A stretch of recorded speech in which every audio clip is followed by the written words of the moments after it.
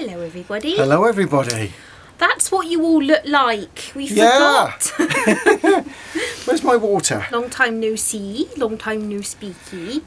You can gather what time of year it is because now we've lit the fire again, and it's just so damp out there. We've decided to light a fire, and it's just gorgeous. We went outside somewhere today, and I managed to wear my wrap for the first time this year because it was a bit nippy, and I was lovely and toasty and warm. And I came inside, and I thought, I'm going to keep it on because I'm lovely and warm inside. So you'll soon have to take it off for this video. Yes. Yeah, exactly. Behind. Well, what have we been up to? First of all, I'm sure I'm speaking for you as well. This isn't rehearsed, by the way. We just, as you know, we just talk as we see. I've got a couple of things I wanted to say, which are down here. But before we get to any of that, October for us was a complete washout, and through an accident, a road traffic accident, through the flu, and some personal issues as well within the family. And so we've had a lot to deal with. But we'd just like to say thank you for all of the messages and of love and get well soon, Yeah. and we miss you, where are you? We had some funny ones come through saying we thought you'd gone back to Watchtower. Come on, as if really. that's scary. That's a scary mind you, thought. It did make us laugh, and they say that laughter is the best sort of medicine. So maybe that's what helped get us over this bug. Yeah. So. But anyway, we missed everybody. We did. But thank you. Every time we turned the laptop on, because we thought, now we're actually being forced to have to stay in bed for a bit. And we thought we'll put the laptop on, and we turned the laptop on. We just stared at the screen like zombies, going, can't focus, can't think anything. So it was all off. And that's when we realised it was actually flu. We actually gave in the end and realised that I always thought I had a head cold and everything was okay, and it would be fine, take some tablets, get over it in a few days. And I remember saying years ago that you know the difference between a flu and cold. So if you see a £20 note on the floor and you've got a head cold, you'll go and pick it up. Whereas if you've got flu, you'll leave it there and just let the wind take it. Well, there could have been hundreds of £20 notes, and I would have just let them all blow away because I had no energy. And you were the same. I don't know. I would have fought for them. I'd have had a go, love. Yeah. Or I'd have paid someone to have a go. Yeah, please go and pick them up. Yeah. Anyway, we are where we are. Yes. And anyway, this question about did we go back to the Watchtower got us thinking as we were recuperating and doing all the things that we were doing. And I know we've mentioned this book before, but I think what we're going to do is probably do another 2 or 3 videos over the next... Could do a lot more, but... Yeah, but I think we're actually thinking about doing all of the 104 questions on baptism from this book. Do you remember this one? The reason we mention this book again is because we will come back to this time and again, because this particular booklet, as far as we're concerned, is very central to the whole psychological way that Watchtower works, or shall we call it jw.org now. And what is that with all the new branding stuff? I know we're a bit behind the times, and there's loads of people that have mentioned this already, but goodness me, honestly, how much more inventing of themselves can they actually do? It's 80 miles an hour to sort of bury the past crazy. And just think of the future, isn't it, Watchtower, as you'll always be known. But anyway, this particular book... And by the way, Mike and Kim, we're very jealous of your beast. Yes, the beast. We saw the beast. Oh my goodness, how much info? Wow. You're going to get indigestion if you're not careful. Yeah, a real library of information there. But anyway, so back to this particular book. I know that some people will look at this and go, start doing this and thinking, oh God, you're bringing back old memories. But there are lots of things in this book that I think we should expose regarding the control mechanisms, the way that they bring you into that thin end of the wedge and they control you, how they can remove your old personality, bring you into the new personality, or should we say drone personality, and put you in a delivery process that allows you to become a robot rather than to become a Christian, which is what you think you're actually doing when you actually become baptized within this organization. But anyway, here's just a flavour of the sort of things that we want to talk about. As you know, I think it's from page 180. I could be wrong, but I'm just looking at page 212. There are 3 sessions of questions there, and the elders are advised to spend about an hour, maybe a bit more. There's no specific discipline on this, and going through those 3 sessions of questions that I think come to about 104 questions. 104 altogether, I think. Yeah. I can't remember going through 104. No, I can't. I really can't. Well, no, by that time you're completely droned out, aren't you? You're just an Uberdub by then, ready to be baptised. 3 elders, wasn't it? 3 elders that had to go through it just to make sure that you were ready to be baptised. What prevents And when you got the okay Yeah. from one of them, yes, just 2 more to go, and then the second one was yes. Yes. And I'm nearly there. I've got my badge. Yeah, so what was the unit? It says, what prevents me? I see this From body of getting- water. yeah. What prevents me from getting baptised? Oh, Well, hang on. actually, you've got to go son, through 104 questions. we need to go through first, this. And you need to do this, and you need to do that. 104 questions, and if you pass them all, and we've had our elders meeting, and you've passed that. And don't forget, you've got to become an unbaptised publisher first That's right. for the publishing house Approved by the congregation. before you can be baptised. Yeah. And dedicate yourself to Yeah. God. Yeah. Well, no, to an organisation, love. Yeah, well, they say To the- God, though, don't they? To an organisation. They view themselves as God. Well, we'll come on to that in another video about the 2 questions, as most of us are aware of the 2 questions before baptism, but we're going to come on to those at another day. Here's just a flavour of something. 212 of this particular book, organised to do Jehovah's will. Interesting. But anyway, I'm going to talk about money. Yeah, do you remember that one? Yes, the one that they're rapidly looking at every single day within their corporations. How can they make more money? Well, one of the first things they do with the little acorns before they become big oaks is to implant it in here. And on page 212, when you're going through your questions, and this is part of the questions for baptism, it talks there on, these are sort of questions, I'm not going to labour on the point, but the first one at the top of 212 says, what urgent work does the Bible set out for all Christians? And so you look at the page, you look at the scriptures, Matthew 24:14, Matthew 28:19, 20, and away you go, right? You know the score. And then they bring you on to another level. And then the elder says, are you sharing the good news of the kingdom with others? Are you? And in what ways are you doing that? Oh, that's quite a deep one, because that then starts to make you feel guilty because you're not doing enough. I'm not doing enough. Well, I am not doing it this way, and I'm not doing it that way, and I'm not pioneer, and there's so many things I need to reach out for in the future. I was stood at the bus stop that other day, and I didn't mention I was a Jehovah's Witness. Yeah. So in what ways? Ways you can improve, dear brother or sister. So then they got you down another wedge. See where I'm going with this? Okay, then we get on to 22. Why should you take seriously your responsibility to share the good news with others? Well, once again, you're re-emphasising all of that guilt that you've just been through, that you need to declare the good news as it talks about, and that I am clean from the blood of all men. Right, so now you really are at that base level. You're thinking, wow, this is serious stuff. You've emptied yourself. You're starting to feel a little bit on the guilty side. You probably will be. You should have a complex by now going on in here, at the very least. But now this is where it gets interesting. What comes after that?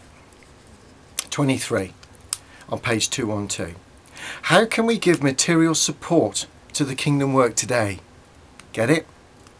So they've stripped you bare. They've got you right down. You've committed Guilt, on those guilt, 3 guilt, questions. making you feel And now, unworthy. how can we give material support to the kingdom work today? Material support. And then it talks about Proverbs 3 verse 9 and 10, the valuable things. Not the little things, not the pennies. Oh, no. They want the valuable things. Now, that's where it starts. Then they go on to 24. And once you've got through that, I must give. And then you go on to 24. How can we demonstrate our love for our brothers and sisters who come to be in need of material assistance? Don't get me started on that one. That's another video in itself. So we'll skip 24 because I just want to bite my fist. Let's go on to 25. We were going through these. I'll just say we were just literally flicking, and there were some of them that Mark just began to read the title, and he would stop mid sentence and skip it and go on to another one. Because and our eyes are wide open now. Because he was just going, how could we just not see this? Anyway. Oh yeah. So you've had the 23. Remember, how can you give? How can you give the valuable things? Okay, and then are you doing enough for your brothers and sisters? Well, we'll come back to that one. Then on to 25. What should be our attitude toward giving of ourselves and of our material possessions in Jehovah's service? So you've got 2 questions there on giving money. 2. Not 1, 2. 2. Why are they doing that? Why are there 2? And then the 26, it says, what attitude should we have when we're being persecuted or undergoing trial? So I can see what's going on here within a picture. Maybe it's just me being anti-Watchtower. You could see it that way. But I'm saying completely strip yourself down, then you give. And you're made to feel that you have to give. Then don't forget your brothers and sisters, and then we'll go on to the material possessions, and now you give even more. Anybody exhausted yet? Are you into? Yeah. And then it says after that, now let's go on to something else. How do we persevere undergoing trials? Because we've given all our money away, haven't we? We've shed ourselves of any material wealth.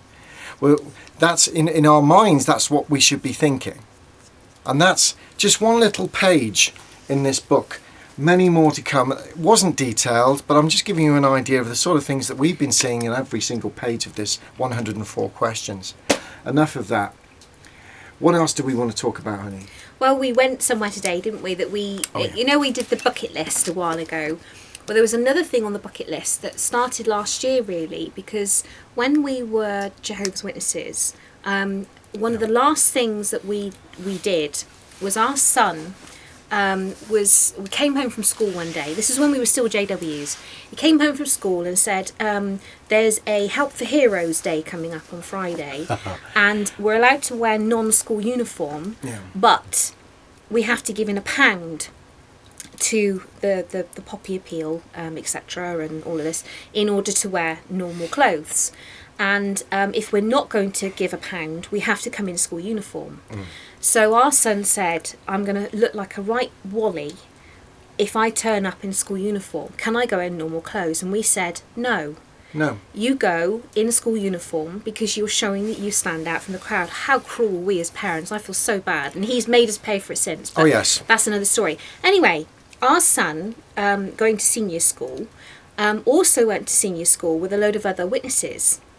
And when he turned up, elders children as well, by the way. So not just any old JW child in age of JW family. Elders kids that should be setting an example, as you know, elders are there to guide and shepherd the flock of God, according to their book and according to everything you've ever been told as a Jehovah's Witness. I was just wanting to add to that, that with our son, we spent a good 2 weeks convincing him it was the right thing to do. To stand up for your faith, be strong, go into that school with your uniform on. Yeah. No matter what else is going to be around you, that's what you should be doing, because you're saying no to Help for Heroes, no to Poppy Day, no to the memorial, and you're standing up for Jehovah God. Because you're looking, you don't support war, you don't support any of that. To his you're supposed to remain neutral. To his absolute credit, he did just that. He went to school with his school uniform on, knowing everybody else,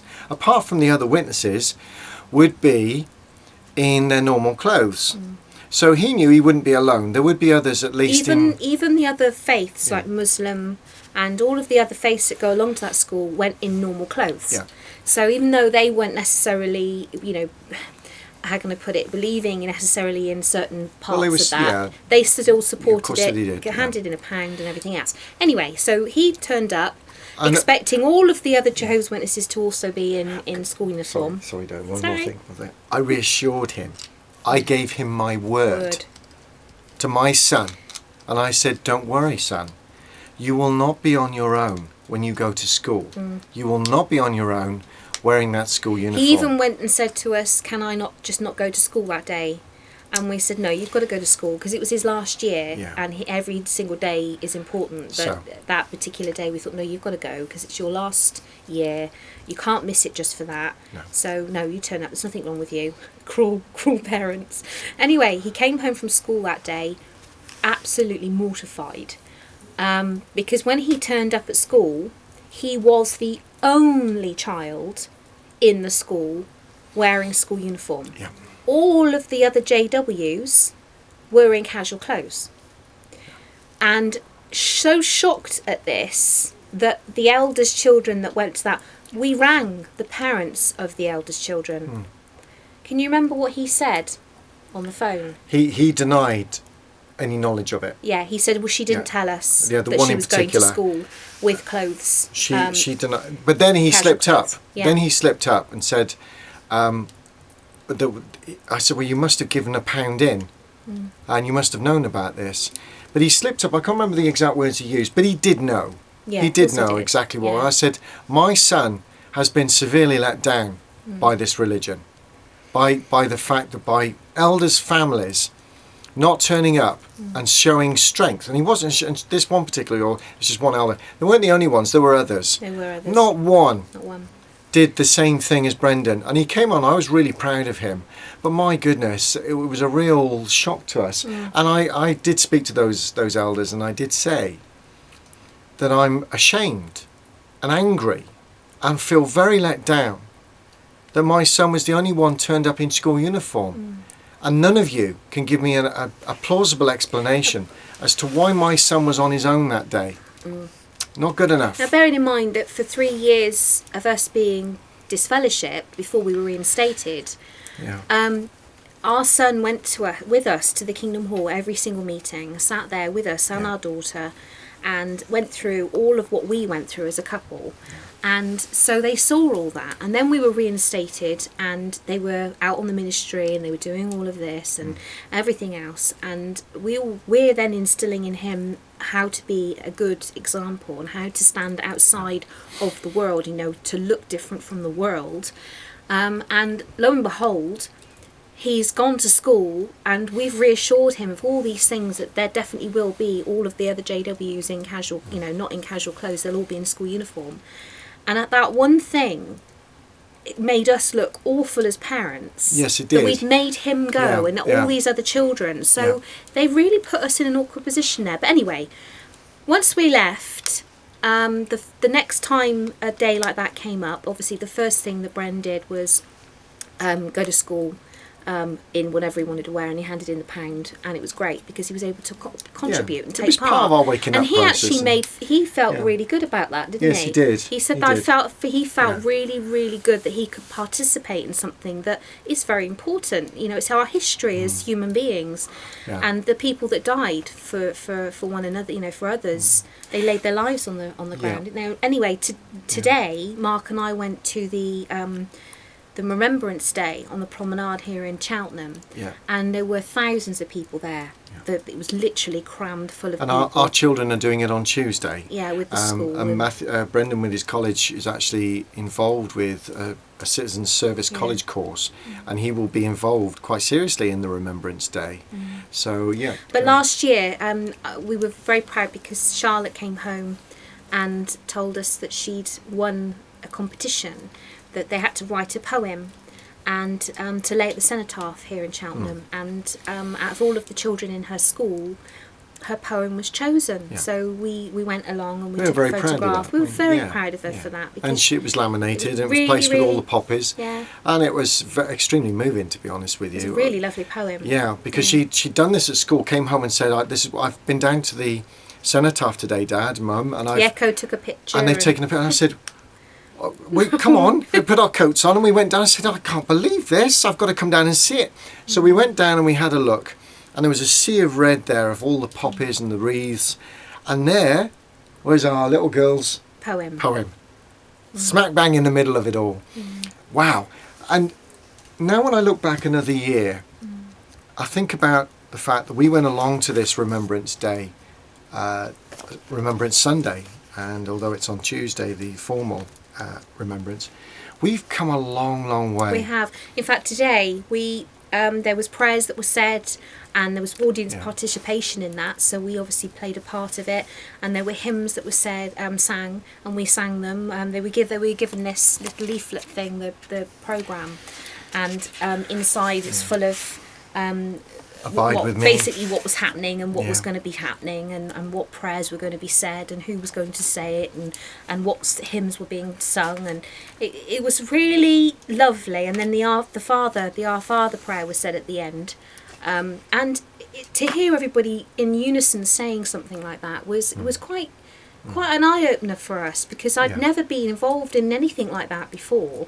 Because as witnesses, you would avoid that area out like the plague. And it challenges your thinking. When we sat there with thousands of other people in the promenade in Cheltenham, and there were thousands there, and they were praying, individually praying along with the communal prayer. And many of those people there have a deep personal faith in Jesus Christ. You could tell that by the people that were there. And it really opened up our minds and has made us challenge our own previous beliefs and doctrines, to start looking broader, to start looking out more, to start appreciating exactly what is going on in our communities. I think for me personally, looking at everybody stood there, realising that for years and years I've been blinded to believing that other people don't do that. Other people don't pray, other people don't sing hymns, other people don't praise or give remembrance or love or show compassion or anything. Those people took time out of their day and morning to go for this, to stand with all these other people in remembrance of all these people that died. And it just made me have my eyes wide open. I was looking around at everybody's faces thinking, wow, there is a massive world out there. And as a Jehovah's Witness, you are made to feel very isolated and insular, and that the witnesses are it. That is your world. You mustn't look any further than beyond those walls of the watchtower. And that is where I think, for me, to be a part of something like that, it knocks those barriers down. Yes, and it you does. think, you know that your barriers are coming down, and you know that they are, but when you're involved with something like that, it gives a massive sledgehammer, or a massive big swing and a whack to the wall even harder, to make it come down even quicker. And it was wonderful to be a part of. It really was. And we came home and we said we're really pleased we went to that. It was really good. But just lots of memories with regards to the children at school and all these different things, and the things that as parents we made our children do. Then now we look back and think, wow, look how indoctrinated we were. And it's made me realise just how decent large swathes of the population really are. Yes, we see the news and we see a lot of bad things going on. There are a lot of good things going, but the centre of humanity, the people that really count, really do care for each other. And there's a lot of work. I've been collecting a lot of literature recently from my work, and I'm going to do a posting on charity, and all of the committed bodies that are out there working very hard to try and help give people the dignity and the contentment they need, and the peace and a full stomach to just live a normal life, or try to get on that stepping stone to a normal life. And I want to compare that to jw.org. And the TV, oh my goodness. We saw a little bit of that. We haven't watched the full episode. So I don't know whether I want to. But anyway, there's a piece in here by an able cadet, and he's written this, and this is what he says. It's just one paragraph. We pledge ourselves anew to our work in support of the wartime generation and to all those in other conflicts since. We promise to do everything possible to help where there is a need, and to ensure that they may enjoy the years that lie ahead in comfort and dignity and contentment. That for me says it all. You know, looking to help people wherever you can, and having the power to do so, and in all its forms, that power to make sure people are looked after as best we can. And so there's a lot in that, and we're still learning from it, aren't we? We are still learning. Yeah. It's a massive learning curve, and it's a fun ride as well. It certainly is. Because we're taking in lots of information. It's making us better people. It certainly is. That's for sure. And they say when you're a Jehovah's Witness, you strip off the old personality and put on the new, and it makes you a better person. I don't think it does. I think it actually takes a lot of your personal compassion away. And I have a lot more compassion for things that I didn't realise I didn't have compassion for in the first place. I would have said I was a very caring person, and quite considerate of people. I think having come away, I look back and realise how selective I was with regards to my compassion. I think that's a lot to do with the conditional love. And you don't realise that you show conditional love in a lot of other ways. Because you of don't this. realise, all because of the Watchtower, all because of that, conditioning you in a certain mindset to be a certain person and act a certain way. You become judgmental in your thinking. Absolutely. As we all know, we were I all wouldn't have judgmental. said I was judgmental. I would not have said I judged people. I was judging people every day and didn't even realise it. In fact, my nose was very much like this. I was looking down at people as being, they're totally wrong. They're completely misguided. They're completely misled. They're living in Satan's world. Yeah. Well, guess what? We all are. Yeah. Every single one In of us. fact, I said to somebody the other day, because we all have our own ways of doing things, and I think that the one thing I've learned when we came away from the Watchtower, we've been told what to say, what to do, how to act our entire lives as JWs. And now I look at what people want to do individually, and I think if that's what they want to do, fair play. Yeah. I may agree with it, I may disagree with it, but you know what? It doesn't make any difference. The same way as if somebody's an atheist or a Christian or agnostic or That is they their want choice. that is their choice. That's their personal And choice. Yeah. I am not going to judge that person because it's not my position to do so. And the same way as if somebody with our activism that we do with regards to going out, a lot of people would say, I wouldn't do it like that, but it doesn't matter. And we've seen a lot of people that have come out and have got their own way of doing things, and I think fair play for people to have a voice. If they want to emphasise and shout in a certain way, Then release then it. that is their way of doing it. And I release think it. that we should all support each other and realise that everybody has their individual way of doing Might things. not approve of the way and that doing is you might absolutely approve. fine. Yeah.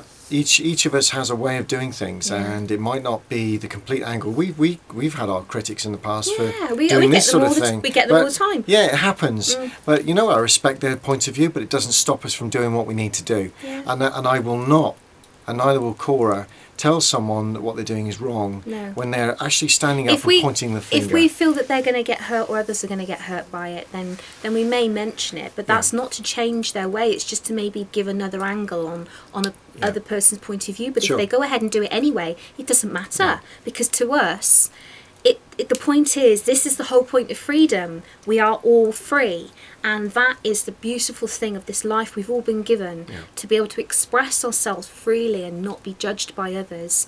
And if it makes you feel happy and you're not hurting people and you're not you're not doing that, then that is brilliant. And fair play to everybody, and I think there's some beautiful things that have happened recently with the Victims' Memorial Day.